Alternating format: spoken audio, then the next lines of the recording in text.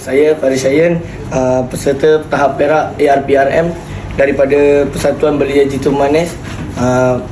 Untuk komponen khidmat masyarakat, saya mengambil sukarelawan dan ini 5 matlamat saya.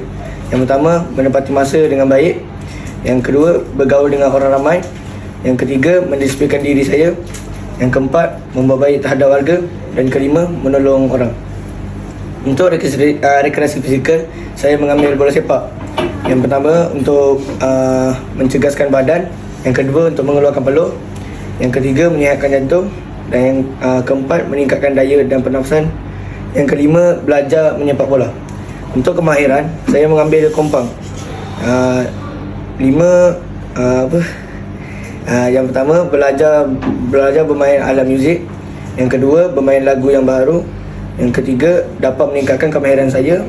Yang keempat, membuat persembahan di majlis kerajaan. Kelima, mempertahankan budaya Melayu.